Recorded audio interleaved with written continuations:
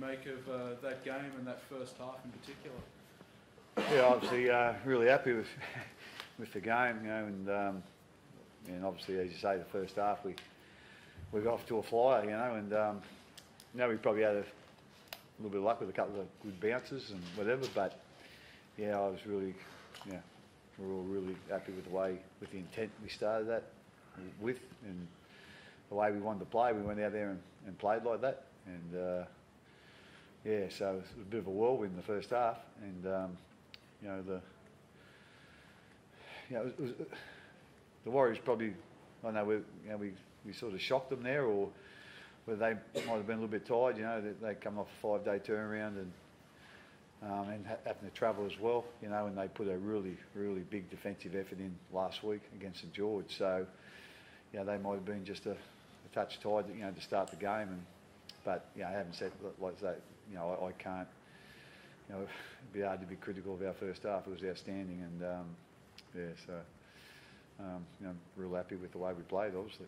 Is that as complete a performance as you've had this season, do you think? Oh, this season, I think, yeah, without a doubt. I think, you know, I think they're sitting second or third on the table. You know, they were equal top with St George, so you know, they've been playing really well, and you know, to win like that, it's you know, it's a pretty good effort, you know, and yeah, again, you know, if you're going to be critical, I'm pretty disappointed the way we started the second half. It was a little bit like we started the second half against the Bronx last week. We just didn't control the ball, and then all of a sudden, you know, the Warriors got a hooper ball. You know, I think they had about 9 sets to our 1 there at one stage in the second half. So, but having said that, I thought we, you know, we defended our line really well. You know, I thought, you know, defensively in that second half, put a lot of pressure on ourselves, but geez, I thought we done a pretty good job with our defence on the try line. So, as I said, you know, it was a pretty complete performance, and you know, I'd probably rate up there with the best of the year. Craig, last 3 games, the guys have scored over 34 points, I think it is. Have you done anything different in attack outside of just improving the completions? Have you? I think that's the main thing, Roy. But you know, there's been a couple of other things. You know, obviously, you know, Adam O'Brien, you know, our assistant coach, he sort of handles the attack, and he's done a wonderful job. But he includes, you know, obviously, you know, Cameron and Billy, you know, Cameron Munster and Riley. They all get together at the start of the week and have a bit of a chat about, you know, the way we want to attack, you know, depending on what we see as our strengths, but also, you know, what the opposition might do or might not do. So, you know, they've done a tremendous job the last, you know, 3 weeks. You know, as I said last week, you know, for the 2 weeks before the last 3 weeks, we scored 1 try in 2 weeks. Then all of a sudden we're scoring 40, 34 and 50. So, you know, obviously there's been a big change there. I think the biggest change has been hanging on to the footy without a doubt, but, you know, some of the work these guys are doing has been outstanding. Cam, how important is a win like that? Obviously, the 4 guys that left last year, but you're still missing 3 guys that are injured from that premiership team. So that's 7 out. That's actually pretty good for the confidence of the group. Oh, it's always nice to have a win against, I'd say, one of the form teams of the competition. You know, they've played outstanding this year, the Warriors. So, but you know, like we started the year with, you know, the understanding of the quality of our team. You know, we knew we had some new faces and some younger guys in our squad, and aware of the quality of players that we lost from last year, but we still had a really good team that we put together, and we just didn't start the year the way that we wanted to. You know, we didn't play the way we wanted to. We didn't play to our capabilities and to everyone's strengths. But the last 3 weeks we have. But you know, the way that the game went tonight, and particularly the way we started, is just, geez, it'd be nice to be able to start every game like that for the rest of the year. You know, but I think a part of that's to do with, obviously, you know, the Warriors, they had a short turnaround. They had a big game last week. I spoke to their coach after the game. You know, this is, a lot of their players haven't dealt with the position they're in at the moment. You know, being on top of the ladder.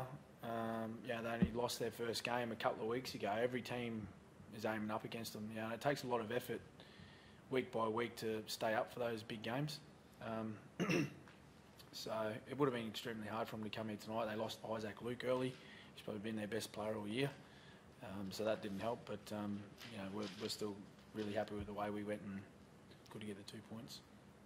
Cameron, as a Queenslander, how would you feel about Josh Adokar playing for New South Wales? It's a bit scary, isn't it? Very scary. Yeah, you wouldn't like to see him get the ball in any sort of open space. You know, he's a wonderful player, Joshy. You know, when he came to us last year, he probably had a couple of loose ends about him, but he certainly showed that he wanted to be a part of our club and be a part of what we're about here, and he's worked extremely hard, you know, to keep his position in the side, and he was fantastic last year, and he's continued that again this year. You know, the ability that he has in open space just to get points for us or find points for us, you know, when he scored tonight, where he went sort of in and away on Roger Tuivasa-Sheck, there's not many guys in the comp that could do that and find the line and go around him. So that's pretty special talent that he's got. And if he gets the opportunity to play for the Blues, it's a scary thought for Queensland. Curtis Scott going down, Craig. Didn't look too good. Couldn't put a lot of weight on that leg.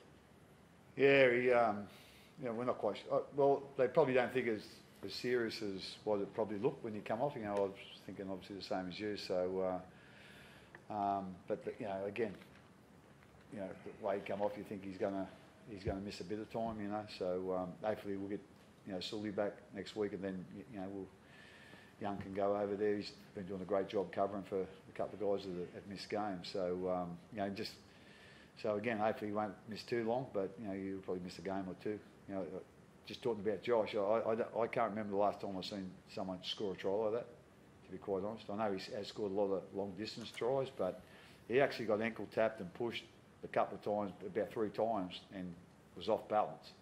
And to be able to regain his balance 3 times, and then, as what Cameron said, actually, you know, go around Roger was like, it's been a long time since I've seen a try like that scored. I thought he was out. That was one hell of a try, you know, to keep his balance and still, you know, score that try, you know. Craig, you said a couple of weeks ago when we asked about him for Origin selection that he needed to do more. Did you mean in the game, or did you give him any directive of something else you wanted to see? I just thought he started the year a little bit slow than what he finished the year last year, but, you know, like probably the rest of the team, his last 3 weeks have been outstanding.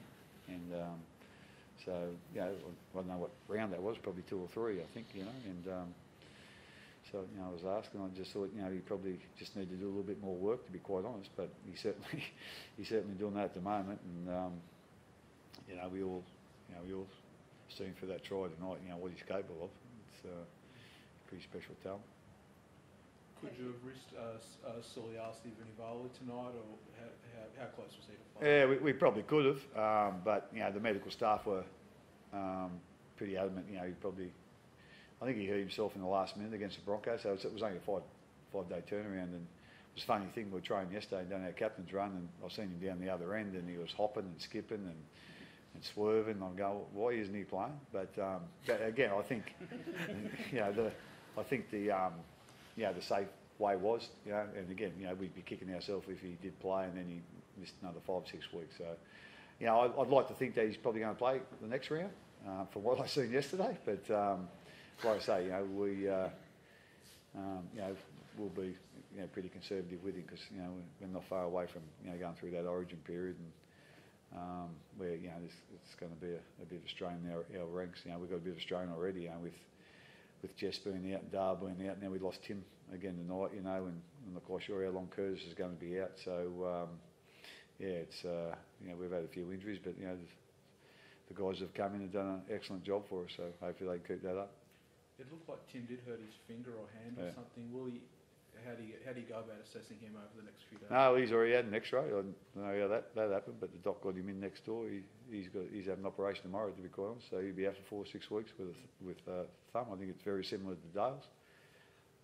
So, you know, I saw when he done it, he was nearly going to come off the field straight away, but then I think we scored just after that, so they taped it up, and I think he played another 10 or 15 minutes, but they said when he comes off, he won't be going back on, you know. So, you know, it's a big effort from Tim, and he played really, you know, he played great tonight. You know, he was outstanding. So, you know, to play like that with that injury, that just goes to show, you know, the calibre of him. And, how tough he is.